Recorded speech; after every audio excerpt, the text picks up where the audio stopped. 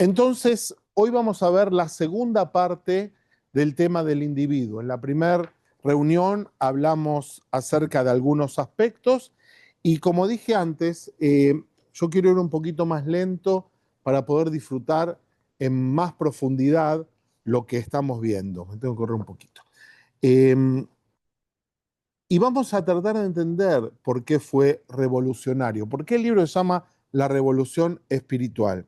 ¿Por qué quiero ir más despacio? Porque el Rav Kook es o como una montaña rusa que nos hace reflexionar acerca de tantas cosas distintas, como él enfoca algunos temas, o como una ráfaga, y yo lo que quiero es que sea como una brisa, como una caricia, que podamos disfrutar de este proceso. ¿Por qué fue revolucionario? Entre otras cosas porque dijo cosas que para su tiempo eran imposibles de entender. Cuando él habla acerca de los Halutzim, cuando habla acerca de los pioneros, como que están redimiendo la tierra, del sector del que él proviene, suena raro. Un sector donde solamente se discute acerca de los detalles de las mitzvot, donde se preocupan por la lectura que se llama pilpul del Talmud, o que se enfoca la vida solamente en la halajá codificada, el salir de ese mundo y hablar positivamente de lo que pasa en el Israel contemporáneo de él es una revolución. ¿Por qué? Porque recuerden que frente a los avances de la modernidad, una de las primeras actitudes es establecer muros para separarse. Algunos muros físicos, encerrarse en barrios, y otros muros simbólicos, hablar un idioma que no habla la calle, vestir de una manera que no viste la gente común, establecer normas sociales que no son las normas que existen afuera. Entonces el Rav Kook, rompiendo con eso, diciendo, no, del otro lado también hay verdad, del otro lado también hay posibilidad de salvación, del otro lado también hay eh, de alguna manera espiritualidad, aunque ellos no lo saben, es justamente uno de los movimientos asociados al Rav Kook se llama Torah Ba'abodá, trabajo y Torah, ¿sí? No como dos cosas separadas, sino como dos cosas indispensables. El Rav Kook no fue el primero en decir eso. El Rambam en el Ilhot Talmud Torah, en las leyes del Talmud Torah, dice, es verdad, hay algunos que pueden hacer del estudio su profesión, ¿sí? Pero algunos. El resto, si no trabajan, lo dice claramente, es Hilul Hashem, es profanar el nombre de Dios. Lo dice, por eso ese texto no se estudia mucho en algunas yeshivot. No es un chiste, es verdad. ¿Por qué? Porque él lo dice claro. ¿Qué quiere decir? Es pensar en que toda una sociedad puede dedicarse a tener posgrados y postdoctorados. No es real. No se necesitan tantos postdoctorados. No se soporta, se necesita gente que actúe en el mundo concreto. Entonces, el concepto de Torah, Ba'abodá, Torah y trabajo, o Torah Imdere Eretz, como lo llaman algunos otros autores, es indispensable para el pensamiento del Rav Kook. O sea, vamos a ver hoy, si llegamos, si no lo vamos a dividir en dos veces, su mirada sobre la tefilá. ¿Qué quiere decir rezar? Su mirada sobre el arte, su mirada sobre la libertad. Ustedes saben que un principio de la tradición judía es que uno tiene que aceptar dos yugos, o dos yugos, no sé cómo decirlo para que suene más auténtico. Uno se llama Ol Malchut Shamaim y otro Ol Mitzvot. Ol Malchut Shamaim quiere decir el yugo celestial, aceptar la presencia de Dios como rey y uno vivir en consideración con eso. Y otro es Ol Mitzvot, aceptar las mitzvot como el camino espiritual del pueblo judío. Cuando uno lee eso sin ningún tipo de explicación, se pregunta dónde está la libertad. Y el Rav Kook habla de la libertad, por eso es un autor que nos produce disonancia cognitiva. Por un lado lo vemos así vestido, lo vemos serio y qué sé yo, y después dice, a mí también me costaba estudiar Torá. Eh, Hay un texto que no sé si lo tenemos en este material o en el material anterior, que me hace recordar mucho a una enseñanza de Gandhi.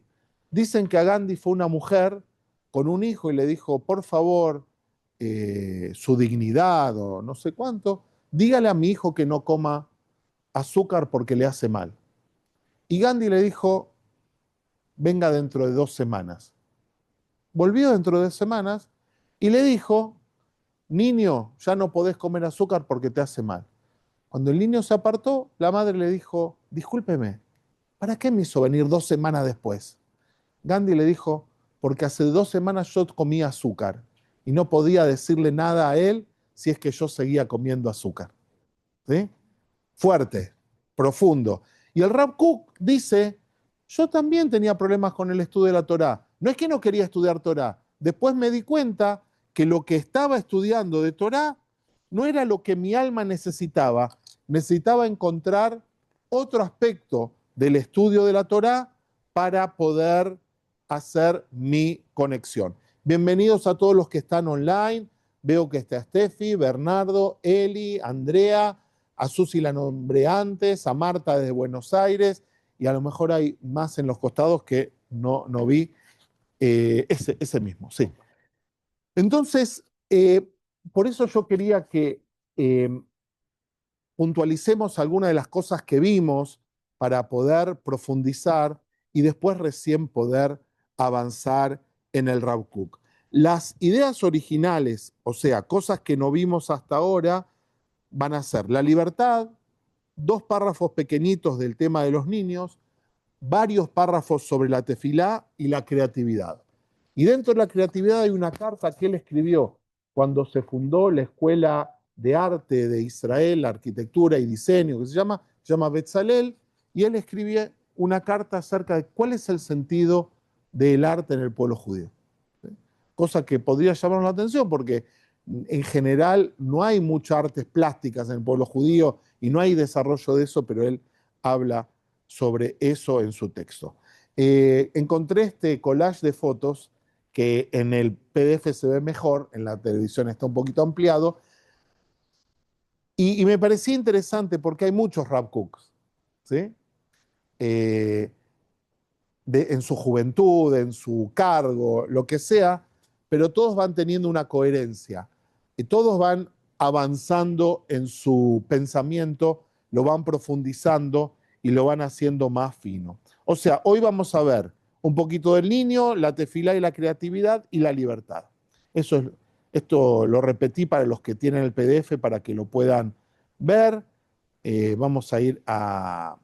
Recuerden, el tema de ignorarse a sí mismo, el tema de que en nuestro interior hay conocimiento que hay que rescatar. Recuerden la enseñanza de los filósofos griegos, conócete a ti mismo, ¿sí? No puedes conocer nada en el mundo si primero no te conoces, y de alguna manera también el Rav Kook enseña que hay verdad en nuestro interior. Muchas veces en el pensamiento religioso se habla de una verdad que está fuera de nosotros, que nosotros tenemos que adoptar. Una verdad, si me paro acá, no se me ve. A ver si me paro de este lado. Es que ahí está mejor. Y traje el vaso por si mi mamá se queja que no tomó agua. Lo volví a traer. Así que muchas veces se habla de una verdad que no está en nuestro interior, sino que uno tiene que encontrar. Y Rav Kook lo que dice es que también dentro nuestro está esa necesidad de, o esa verdad, ¿no? Recuerden lo que más tarde van a decir los Hasidim, cada uno de nosotros tiene una Torá que tiene que encontrar, que tiene que develar. Eso es mucho más radical.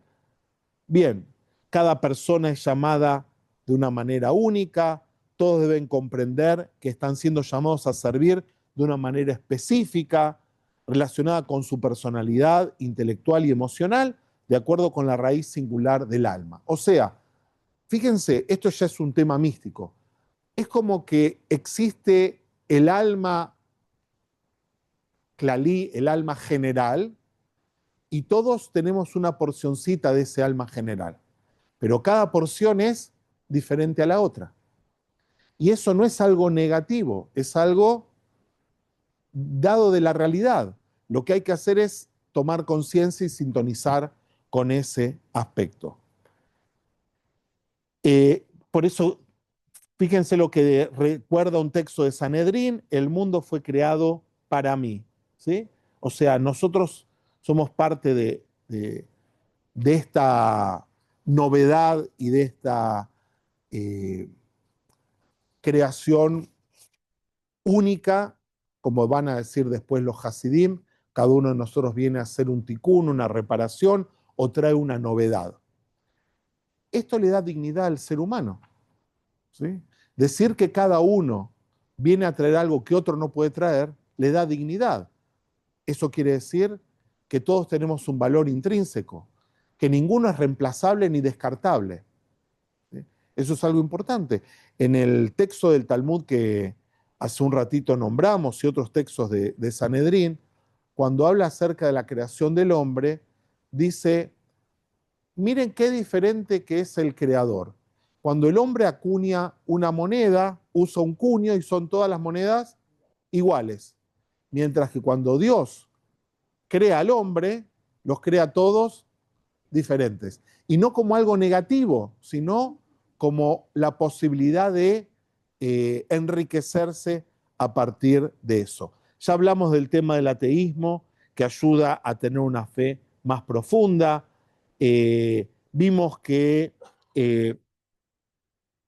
el ateísmo en su actividad, en su acción, puede inspirar a otras cosas y enseñarnos algunas cosas. Esta es una de las características de Rav Kook. El Rav Kook dice: cuando te enfrentás con algo que es radicalmente opuesto a lo que vos crees, en vez de decir no sirve y descartarlo, deberías encontrar qué cosa buena te puede enseñar.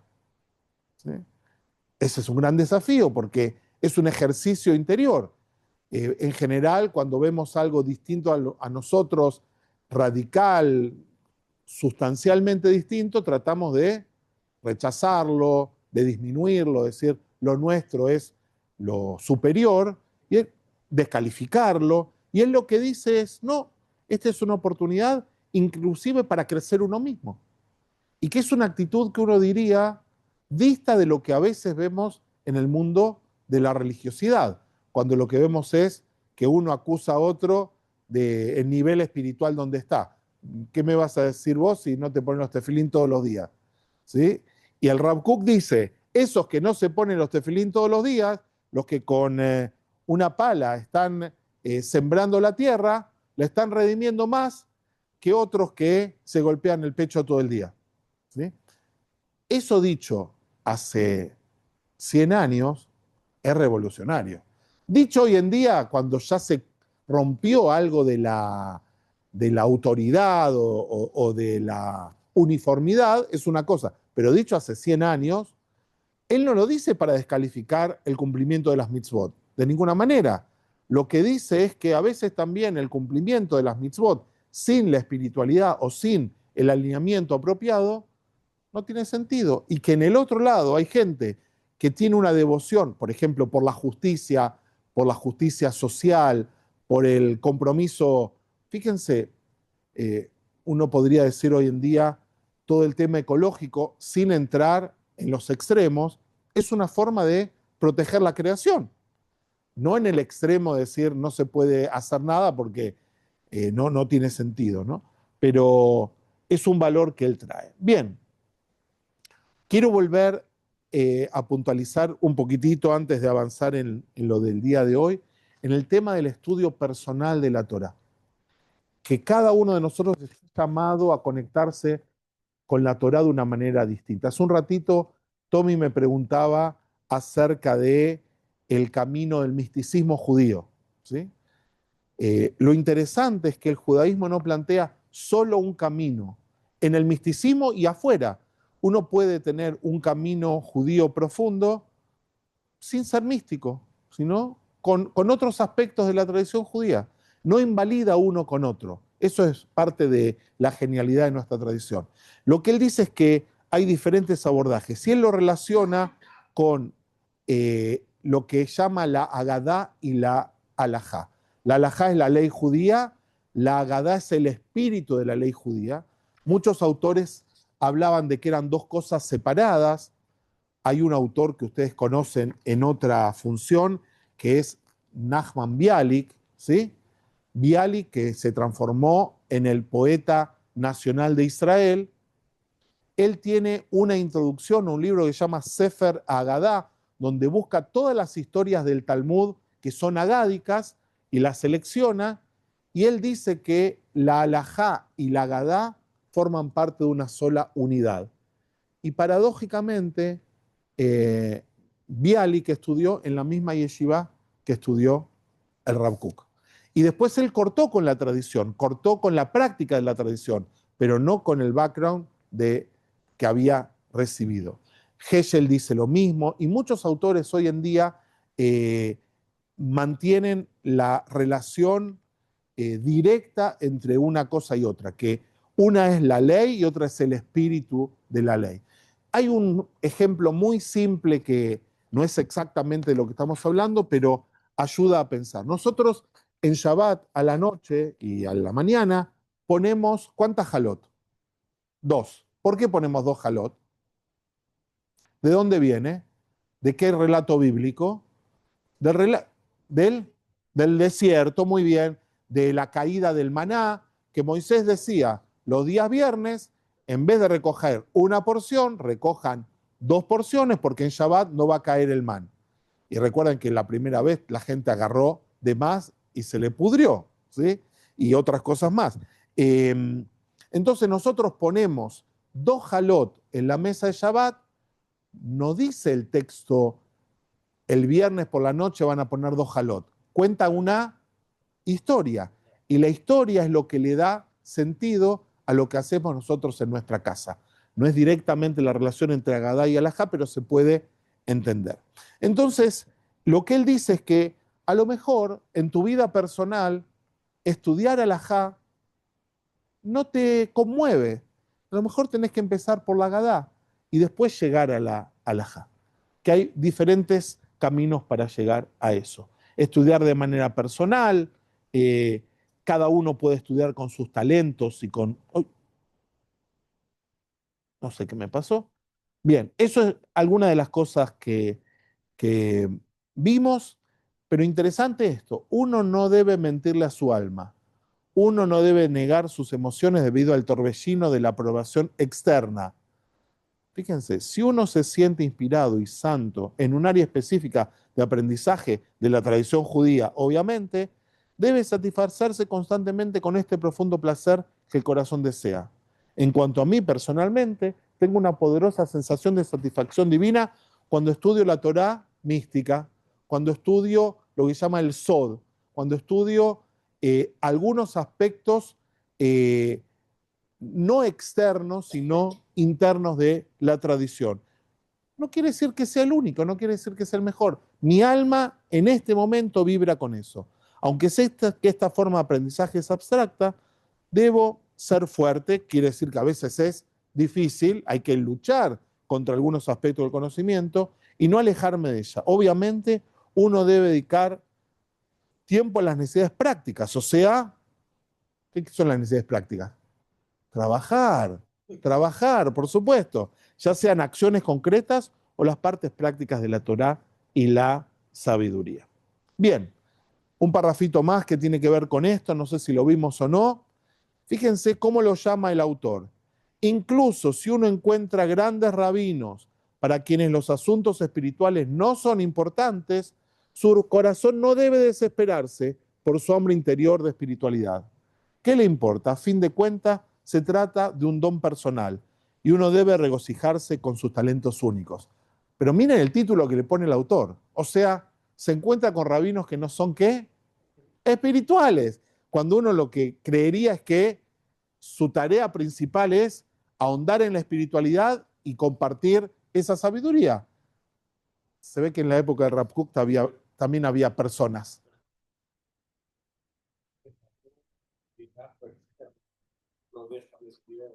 Muy bien. Me gusta tu pregunta. Por si no escucharon los que están en casa, lo que dice Gerardo es que podría entenderse con que ningún liderazgo externo es el que te valida, ¿sí?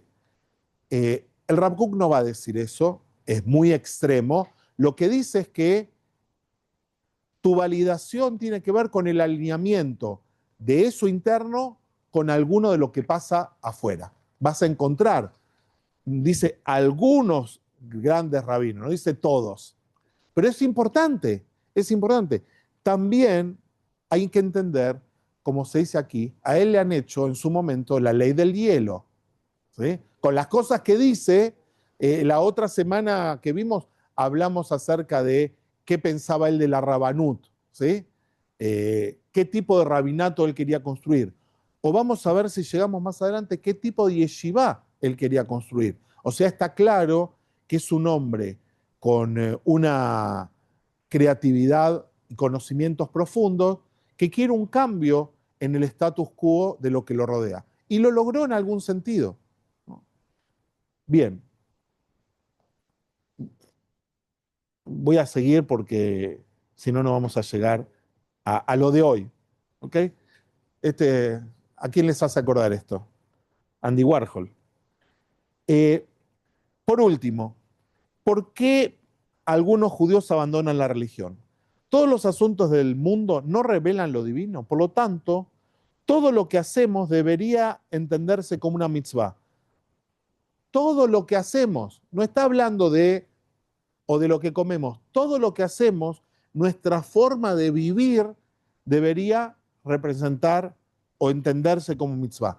Cómo nos tratamos, cómo hablamos, cómo consumimos, cómo dormimos. Inclusive Rambam, es algo que yo lo descubrí hace algunos años y me pareció genial. Rambam dice que dormir apropiadamente es parte de nuestro servicio a Dios. Cuando nosotros vivimos en una sociedad que por lo menos en el siglo XX y un poquito después, dormir era símbolo de ser un haragán, ¿sí? Rambam en el año 1050, 1000, etcétera, lo que dice, dormir bien es cuidar nuestra salud. Todos los estudios que hay ahora que hablan acerca de todos los trastornos que produce no dormir prolongadamente, ¿sí?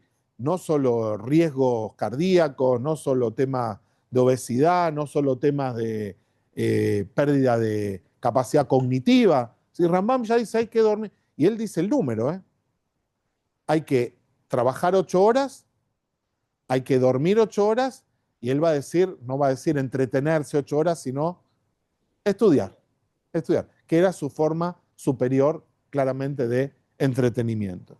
Entonces, por lo tanto, todo lo que hacemos debe entenderse como una mitzvah, porque debemos buscar a Dios en cada acción.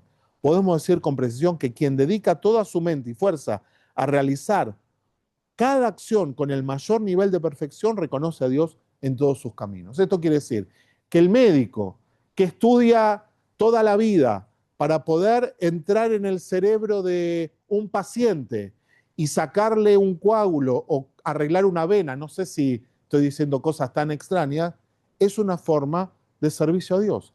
Alguien que se dedica a ayudar al prójimo para que pueda tener una mejor vida en el mundo financiero, si lo hace con las categorías apropiadas, está haciendo algo de Hashem. Alguien que se dedica a traer belleza al mundo, sea belleza en el mundo del arte o belleza en una casa, como arquitecto, lo que sea, también es una forma de servicio a Dios. Esto es revolucionario, ¿no? Cuando uno podría pensar, no, servicio a Dios es estudiar, rezar desde la mañana hasta la noche.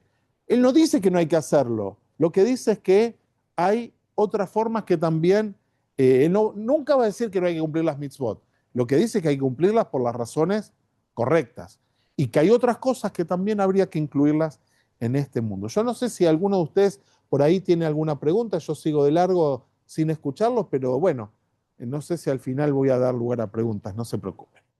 Bien, eh, esto no lo vimos la otra semana, la otra reunión. El tema de la conexión a Dios la conexión inmanente y trascendente. En el mundo de la Cábala hay un concepto que es el Ein Sof, el que no tiene límite, el que es infinito, que el hombre no va a conocer nunca completamente. ¿Por qué? Porque el hombre es finito, es mortal, es limitado, etc. Pero hay otro aspecto que es trascendente, que tiene que ver con el aspecto de Dios que está entre nosotros, que en el mundo, una de las formas que se conoce en el mundo místico es la Shejinah, ¿sí? Es el aspecto divino que está entre los hombres. La Shejinah inclusive es femenino, tiene que ver con alguna de las cosas que la Cábala enseña. ¿Cuál es el camino que conduce al palacio? Fíjense qué bello lo que dice. Es la santidad que se manifiesta en el mundo, en su belleza y gloria, el espíritu y el alma, en todos los animales e insectos, arbustos, flores, en todas las naciones y estados, océanos y olas, en los cierros y en las magníficas estrellas. Tommy dio un curso sobre el tema de poder observar y es una forma de admirar en donde estamos, ¿no? El verdadero científico no es el que dice, no, yo sé todo, sino el que puede descubrir algo que nadie había visto en ese lugar. En el estilo de los grandes oradores, las ideas de los autores, la imaginación de los cantantes, los pensamientos de los eruditos, las emociones de las personas sensibles y en el coraje de cada guerrero. Es increíble, ¿sí? ¿Cuántos autores contemporáneos religiosos tradicionalistas hablan de que la santidad también está en las canciones? ¿Sí? Pero nosotros sabemos que una canción nos puede transformar, nos puede hacer conectarnos con algo que de otra manera no nos hubiéramos conectado. Hace algunos años, Yosef Karduner escribió una canción basada en una enseñanza de Rabbi Nachman. En un texto muy famoso, Rabbi Nachman dice, Afilu beastara ayer beastara, aún en lo oculto del oculto está la presencia de Dios. Si era una enseñanza que había que ir a buscarla, pero Yosef Karduner la escribió en una melodía bella, la canta, y cuando uno lo escucha, entra en ese vínculo. Si tienen Spotify, búsquenlo, pongan Afilu Beastara, Ayer Beastara, si no, si yo me acuerdo, lo mando en la próxima, y en YouTube está, y a veces con traducción, ¿no? O sea, para repasar esto, ¿dónde se percibe la presencia divina? Recuerden esa distinción que hicimos entre el panteísmo y el panenteísmo, donde en cada cosa hay una chispa de presencia divina, en la naturaleza, ¿sí? En el cosmos y en la creación del ser humano. O sea, hay una presencia divina en todo eso. La conexión trascendente, el anhelo de encontrar a Dios trascendente, de ser tragado por dentro de Él y unificado en su luz, es un deseo que no podemos satisfacer. ¿Cómo lo llaman los Hasidim, basado en algo anterior de la Cábala? Debekut. Debekut quiere decir adherirse. En hibrid contemporáneo la palabra debek quiere decir cola fría, así se decía, ¿no? Debe quiere decir eso. Dvekut quiere decir adherirnos a ese ser infinito y presente. Dice, no podemos satisfacer completamente. Entre paréntesis, los Hasidim dicen que todas las mitzvot son para producir esa Dvekut, ¿no? Todo el tiempo es para eso. Sin embargo, hay momentos en los que, hay momentos en que lo trascendente desciende al mundo por nosotros y encontramos un placer y una paz mental sobrenaturales. Nos alcanza un rayo de un reino más allá de todo pensamiento y teoría. Los cielos se abren y tenemos la visión de Dios. No obstante, sabemos que este estado de conciencia es solo momentáneo. El rayo desaparece y volvemos a vivir no dentro del palacio, sino en los patios de Dios. ¿Quién no vivió esa experiencia por un instante sentir esa conexión? No siempre. Algunos dicen que toda nuestra tarea es volver a sentir esa conexión. Rav Kook dice, no estamos todo el tiempo ahí arriba. No existe el ser humano que esté todo el tiempo ahí arriba, sino A veces, fíjense la poesía, el cielo se abre y nos manda un rayo de luz. A mí me emociona estas cosas que dice. Mira, ahora vamos a ver esto. Ah, vos lo leíste ya, ¿no? Ah. La palabra religión, como la conocemos en el mundo occidental, el Rav Kook y otros dicen, no es una palabra judía. ¿Por qué? Porque religión tiene que ver con adherir a postulados. Y esto es una experiencia. Lo que él acaba de decir, este texto, ¿cuáles son los postulados? Nada, de repente vos estás en el mundo y sentís que estás conectado con otra cosa. Más allá de la teoría y más allá, como dice él, del pensamiento. O sea, es una experiencia. La religión a lo mejor es la intención de cristalizar esa experiencia, la intención de, eh, ¿cómo?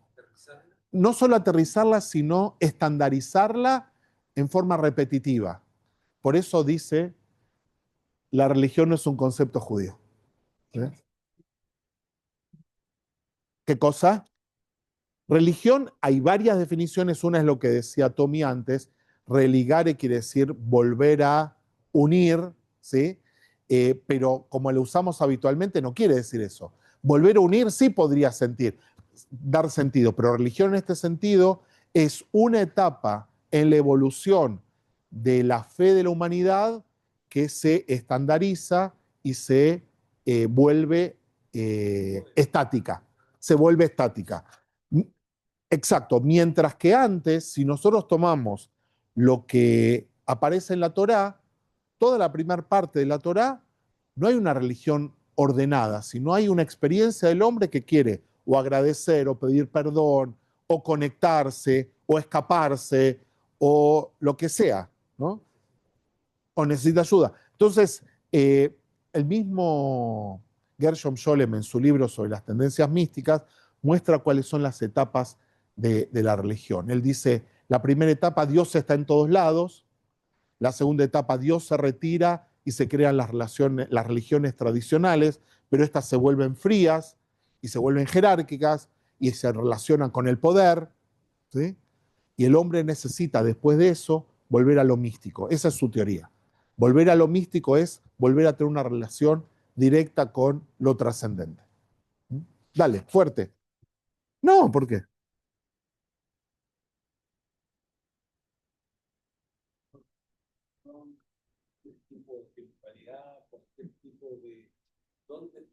Muy bien. Es espectacular tu pregunta. Y en eso se relaciona, la pregunta es, ahora lo que vimos, excepto que dice Torah y Mitzvot, es algo universal. Universal. ¿Por qué?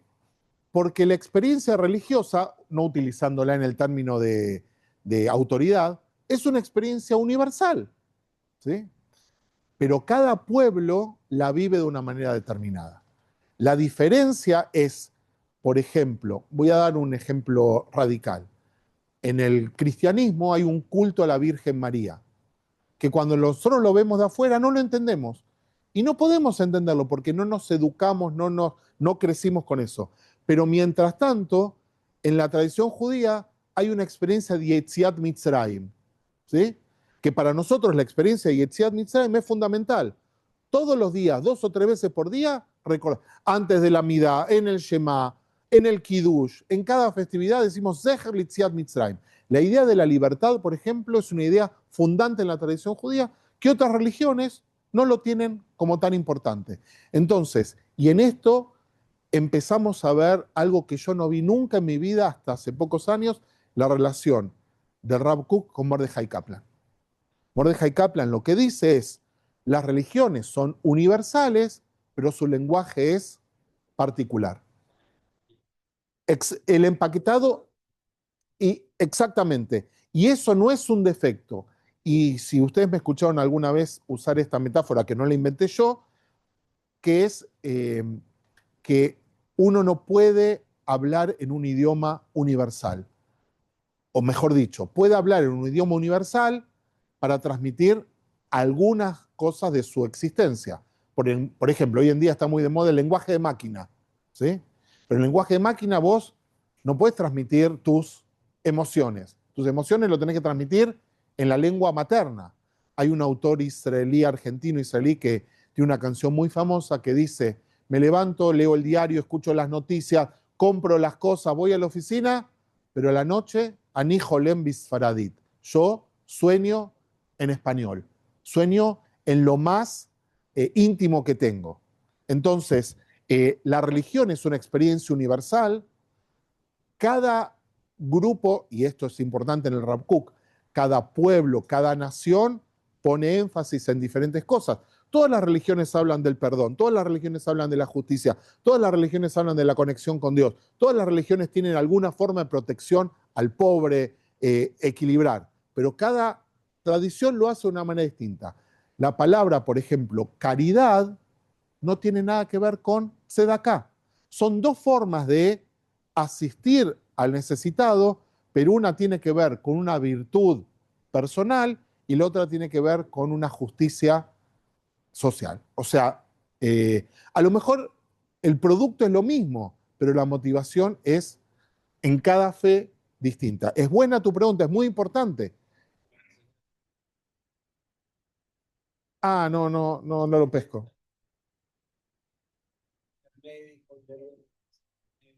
Ok, ok. Bien, entonces, sí, te escucho, pero quería ver, eh, dale, sí,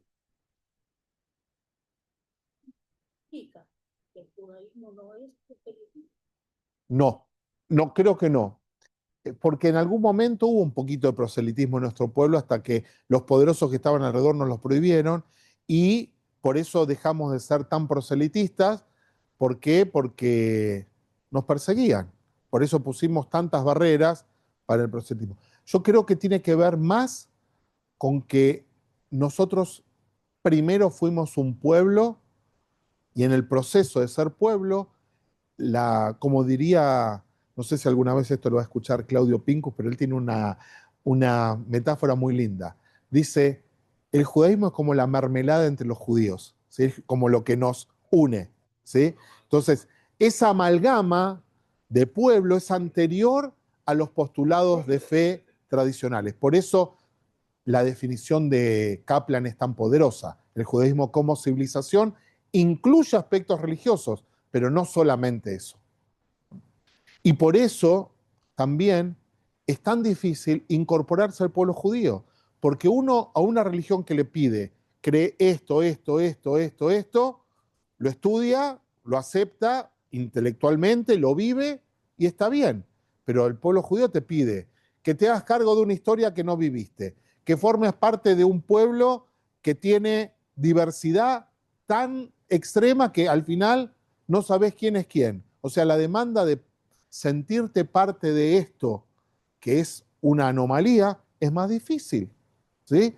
Porque esto de hay judíos que creen o que no creen, hay judíos extremos religiosos y hay judíos liberales, hay judíos de color de todo tipo, hay judíos de todas las lenguas, de todas las contexturas físicas y étnicas, etcétera. Sumarte a esto y sentir que sos parte no es tan fácil.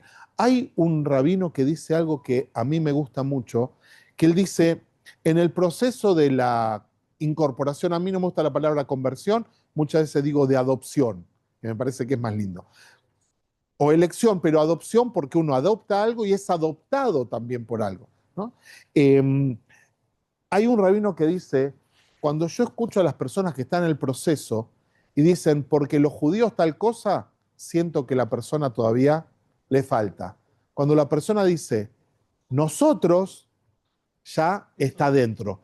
Y eso es algo sutil y es algo que no se puede forzar. Pero cuando dice nosotros, ya no importa si sabe todos los libros o si no, ya hizo este paso a esto tan raro como es el judaísmo. Bien, ahora bien, libertad.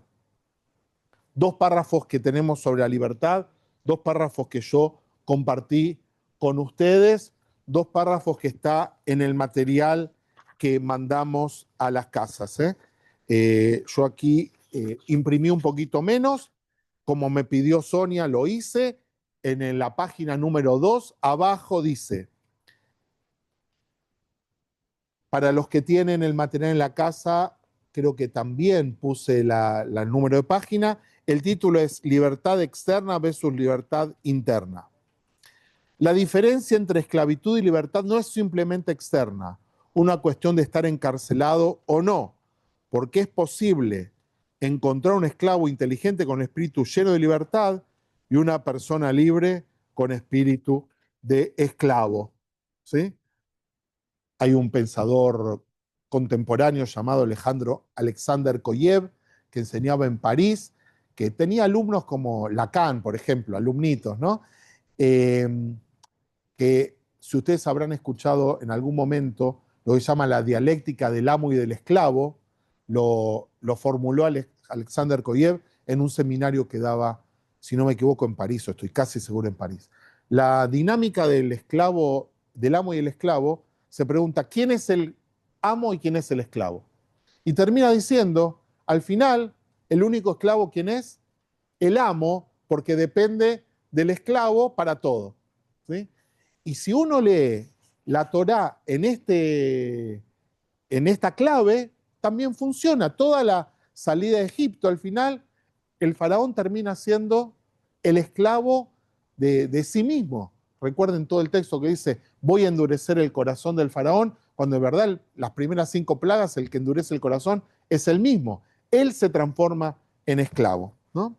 La verdadera libertad es cuando una persona o nación es impulsada por la exaltación espiritual de mantenerse fiel a su esencia interna y a la imagen divina en su interior.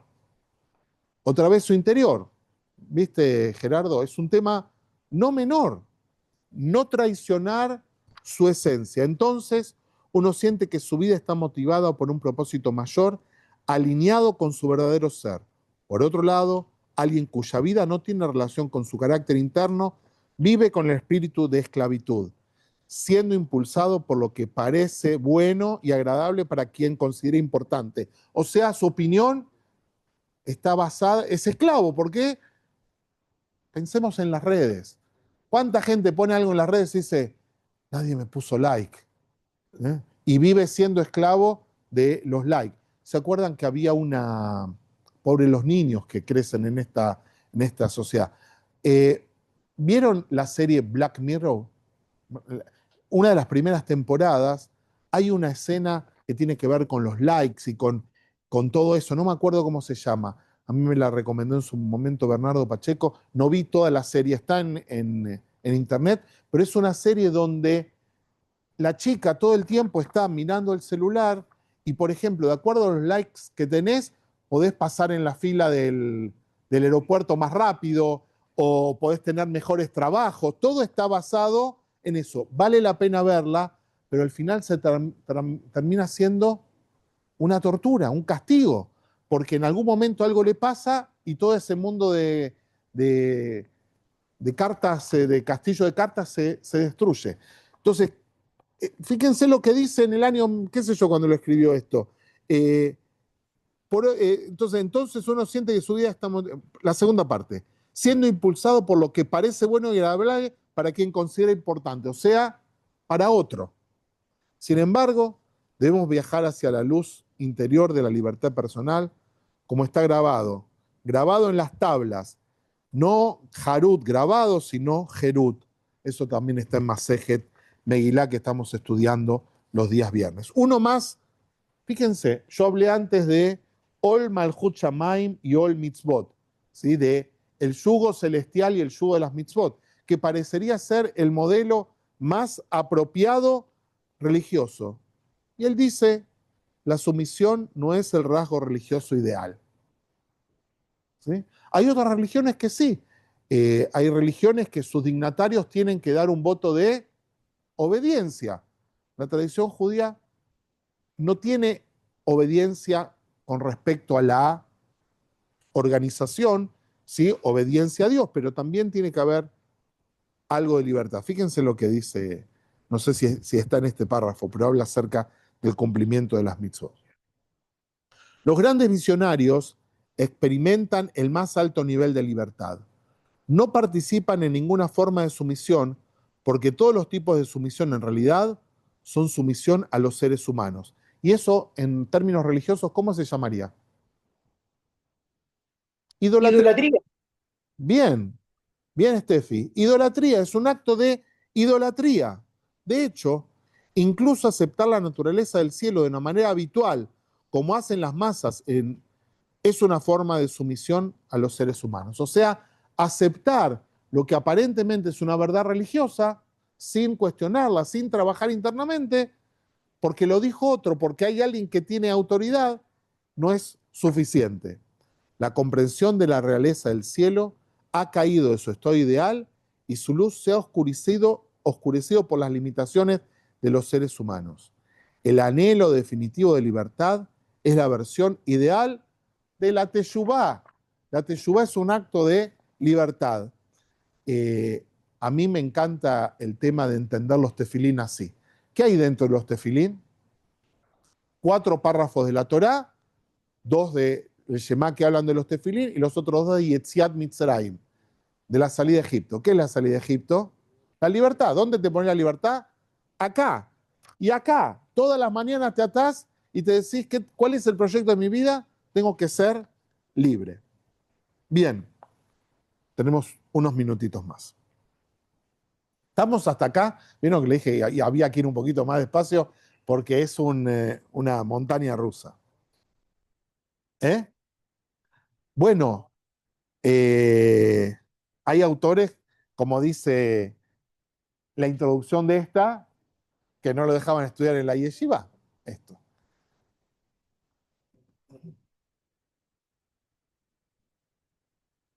Pero no es el único que dice estas cosas. Toda la escuela polaca del hasidismo también tiene hasta algunos autores dicen que el Meir Shiloach era antinomista, que quiere decir en contra de la ley. Lo que él no es en la práctica antinomista, sino en la relación con lo divino, ¿no?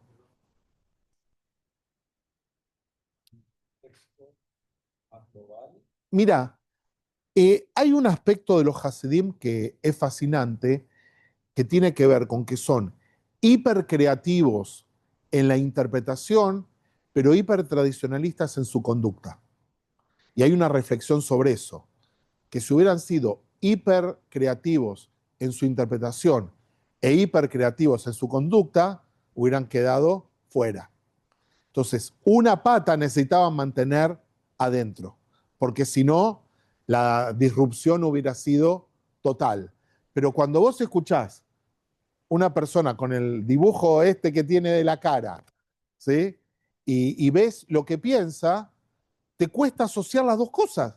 Porque si como un tipo, un rab, en el año 1908, 1920, 1930, habló con esta claridad, que su claridad era tal que su hijo y su discípulo tuvieron que esconder algunos de sus escritos para que los otros no lo malinterpreten, o tuvieron que cambiar algunas palabras para que sea más digerible, ¿no?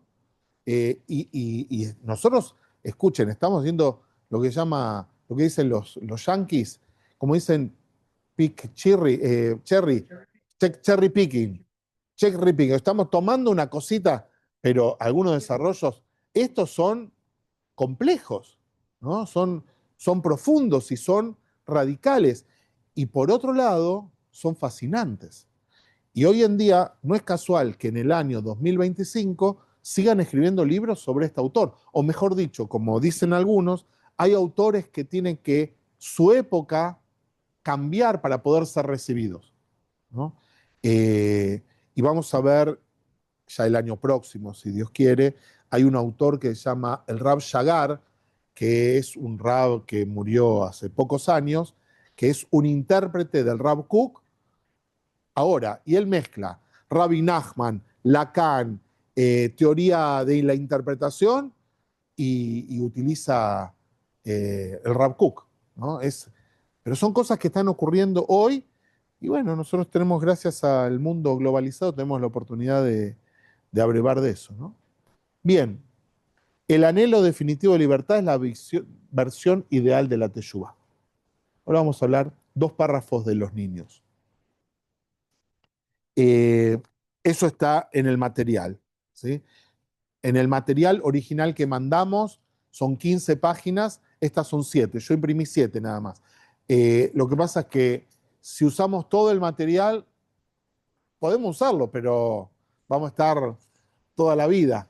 Recuerden que este curso tenía la base de los 4 tiempos del canto y todavía no terminamos el primero y estamos llegando a la tercera clase, ¿no? Tampoco hay mucho apuro. Eh, ¿Pregunta? Sí, yo creo que con este tema vamos a terminar y vamos a leer solamente el primero de la tefilá, solamente para que tengan ganas, para que vean lo que es el Rav Kook con respecto a la tefilá. El mundo está siempre buscando más conocimiento, comprensión e intricada sabiduría. O sea, todo el tiempo queremos más, más, más. Sin embargo, al final de la mayor parte de nuestra vida, se centra en el futuro, en la educación de las generaciones. La educación está relacionada con los niños. Pero como la capacidad intelectual de los niños es muy simple y poco desarrollada, la mayor parte del conocimiento sofisticado que los adultos alcanzamos no puede ser absorbido por su mente, ¿sí? Nosotros sabemos que hay, inclusive desde Piaget, hay nociones que los niños pueden aprender solamente en un estadio avanzado. Pensamiento abstracto y otras cosas no pueden conocer cuando recién empiezan a hablar. Es un proceso. Quizás necesitamos aprender de esto, que acumular más conocimiento y sabiduría no es lo que nos hace ser más felices. El secreto de la felicidad es más bien la simplicidad de la infancia. Afortunadamente, nuestra cultura nos hace participar mucho de la educación de los niños. Esta conexión nos une a la infancia y a toda su pureza, canalizando una energía de simplicidad que se internaliza debido a esto y limpia la contaminación y la sinuosidad de la sofisticación que nos ha infiltrado en la edad adulta. Bienaventurada la persona que extrae energía de la savia de la infancia, incluso en la edad adulta. Bienaventurado el que es como un niño de 1 año, libre de pecados, incluso después de vivir muchos años ordinarios de su vida. Yo en varias oportunidades hice una relación entre Rabbi Nachman y el Rav Kook. Una relación básica, que hay muchos libros del Rav Kook que tienen el mismo nombre que los de Rabbi Nachman, no es casualidad. El Rabbi Nachman dice, la vejez es una actitud, ¿sí? No tiene que ver con tu edad biológica, sino con tu forma de instalarte en el mundo. Y el Rabbi Nachman muchas veces habla acerca de la simplicidad, volver a la simplicidad de la vida. Ridiculiza la sofisticación. Él tiene cuentos que hablan de el simple y el sofisticado, como que el sofisticado al final no puede dilucidar y vivir. Hay un eco en este texto de Rabbi Nachman, sin lugar a duda. La transición de la infancia a la edad adulta, la pasión es la fuente de la vida. De manera profunda podemos decir que la pasión de la humanidad es el principio secreto para transformar el mundo. Ustedes saben que la pasión se dice en hibrid Yetzer, tenemos un Yetzer Atov y un Yetzer Arra. Hay un texto en el Talmud muy famoso que dice que los rabinos se cansaron del Yetzer Arra y le pidieron a la Kadosh Baruj Hu que anule Yetzer Arra. Y la Kadosh Baruj Hu, después que los rabinos rezaron tanto, ¿qué hizo? Anuló al Yetzer Arra, pero lo hizo hacer ciego. Le pinchó los ojos, hizo que el Yetzer Arra ande por el mundo en forma aleatoria. Pero lo que pasó en ese momento, dice el Talmud, no nacía un pichón, no había belleza en el mundo, y todo lo que trae un poquito de tam, de gusto, no existía. Entonces, ¿qué tuvo que hacer? Devolverlo. Ahí cuando lo devolvió es cuando le pinchó los ojos y lo hizo random, no en la primera parte, sino en la segunda. O sea, acá dice, la pasión de la humanidad es lo que hace que el mundo se mueva. ¿Sí? Sin Yetzer Hará, inclusive, no podríamos decir que vale la pena el Yetzer Tov, porque el Yetzer Tov es lo que equilibra muy bien. Sin embargo, esta pasión necesita ser desarrollada y madurada más que cualquier otro rasgo de la personalidad. En su infancia, una pasión natural puede necesitar una educación de conformidad, obediencia y cumplimiento. Pero a medida que uno se desarrolla, su pasión interna también se desarrolla y se dirige hacia el bien de una manera natural. En esta etapa, aplastar las pasiones solo provoca daño y pérdida. O sea, es importante, el judaísmo no es una tradición que anula las pasiones, sino que las canaliza, les da forma. Por ejemplo, la sexualidad en el contexto tradicional, ¿dónde tiene que ejercerse? En el matrimonio. No se anula. Ninguna forma de la pasión sexual se anula, pero hay un contexto. No quiere decir que siempre pase eso. ¿Eh? Pero doy el ejemplo de... En otras tradiciones, cuando decimos que no, en la sexualidad en la tradición judía es solamente para procrear, eso es una forma de ignorancia, brutalidad, porque la tradición enseña que después del periodo fértil de la mujer, la sexualidad tiene que seguir siendo ejercida. Hay un texto muy famoso que habla acerca de, eh, ¿lo digo o no lo digo? Cuando uno firma una ketubá, ¿sí? Habla acerca de un concepto que se llama el placer sexual. ¿Sí? Lo dice en un término técnico, que tiene que ver, los rabinos se preguntan, bueno, ¿cuántas veces eso hay que ejercerlo? Y la respuesta es de acuerdo a la profesión. No voy a entrar en detalles. No voy a entrar en detalles porque alguien me va a preguntar cuál es la mejor profesión. Y yo voy a preguntar dependiendo de qué. Pero no lo estoy diciendo como una caricatura, lo estoy diciendo como la sexualidad tiene importancia en la vida judía.